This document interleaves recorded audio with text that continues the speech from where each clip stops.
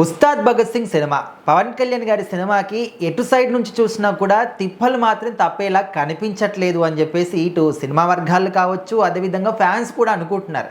మరి ఇప్పుడు పవన్ కళ్యాణ్ గారు అంటే క్రేజ్ అనేది మామూలుగా ఉండదు. మరి ఆయన సినిమా కూడా ఇన్ని తిప్పలా అంటే అసలు అంటే ఏ విషయంలో ఇవన్నీ కూడా? సో ఖచ్చితంగా పవన్ కళ్యాణ్ గారు ఉస్తాద్ భగత్ సింగ్ మార్చి 26 అయితే విడుదలవుతుందన్నమాట. సో ఆ డేట్కి యాక్చువల్గా పెద్ద రావాలి. సో అదే నిర్మాతల చేతిలో ఆ సినిమా ఉంది కాబట్టి పెద్ద పోస్ట్ పోన్ అవడం వల్ల ఆ డేట్ వాళ్ళ దగ్గరే ఉండిపోవడం వల్ల ఉస్తాద్ భగత్ సింగ్ని అక్కడ వేసేసారు. లేకపోతే అది మేలోనే ఇప్పుడు వచ్చేదన్నమాట. అయితే ఇప్పుడు ఈ డేట్కి రావడం వల్ల నష్టం ఏంటి అంటే కనుక ఖచ్చితంగా ఒక పక్కన దురంధర్ ఉంది, ఒక పక్కన టాక్సిక్ ఉంది.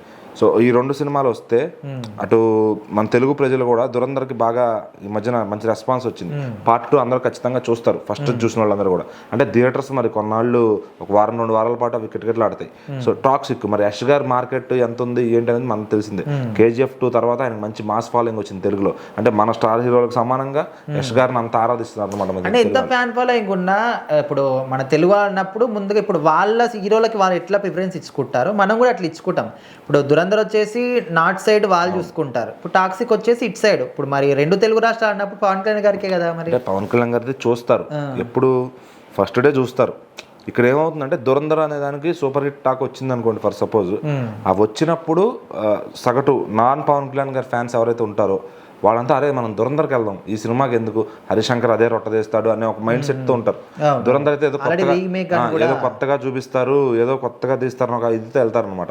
వెళ్ళిన తర్వాత అలాగే టాక్సిక్ కూడా యష్ గారు అంటే మంచి మాస్ హీరోరా, మన KGF బాగుందరా అని సగటు మాస్ ఆడిని అనుకుంటాడు. ఈ ఉస్తాద్ భగత్ సింగ్ ఏముంటుంది, పోలీస్ స్టోరీ, అవే 4 పాటలు, అవే హీరోయిన్ తో ముచ్చట్లు. విజయ్ గారి తేరీ రీమేక్ అన్న కంప్లైంట్ రీమేక్ లెక్క ఉండదు, ఫుల్ ఫ్రెష్ గా ఉంటదని ఆయన హరిశంకర్ గారు కూడా చెప్పారు. కంప్లీట్ ఆ మూల కథను తీసుకున్నాం అంతే, ఆ స్క్రీన్ ప్లే అంతా మారిపోతుంది, మీకు అది చూస్తున్న ఫీల్ ఎక్కడ రాదని కూడా ఆయన చెప్పారు.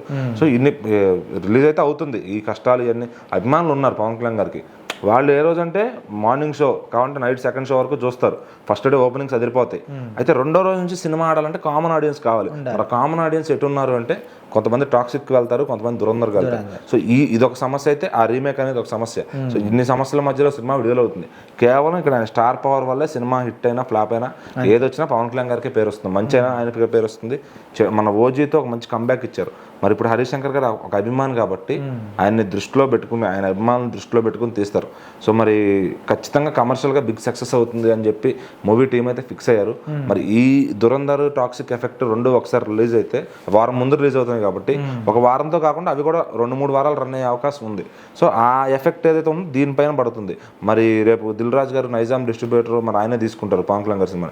మరి ఆయన టాక్సిక్ తీసుకుని ఇది తీసుకుంటే అక్కడ థియేటర్ మేనేజ్మెంట్ ఎట్లా చేసుకోగలుగుతారు? మరి 2 సినిమాలు ఆయన ఉన్నప్పుడు ఖచ్చితంగా మరి మైత్రి వాళ్ళు నాకు తెలిసి ఉస్తాద్ భగత్ సింగ్ దిల్ రాజు గారికి ఇవ్వరు. వాళ్ళకి మధ్య చిన్న చిన్న ఇష్యూస్ నడుస్తున్నాయి కాబట్టి. సో మరి ఏదన్నా కానీ ఆ సినిమా వచ్చి ప్రాపర్ రిలీజ్ నైజాంలో పడాలి. మరి నైజాం నవాబు పవన్ కళ్యాణ్ గారు అంటారు కదా, మరి ఆయనకి 100% థియేటర్స్ ఇస్తేనే వర్కౌట్ అవుద్ది. మరి ఇక్కడ దిల్ రాజు గారిది ఒక మాఫియా నడుస్తూ ఉంటుంది. సో మరి ఇక ఏదన్నా కానీ ఎటు చేసినా ఉస్తాద్ భగత్ సింగ్ కొంచెం ట్రబుల్లో ఉంది. మరి మార్చి 26 రిలీజ్ చేసి సూపర్ హిట్ టాక్ వస్తే తప్ప దాన్ని ఈ కష్టాలన్నీ తీరవు.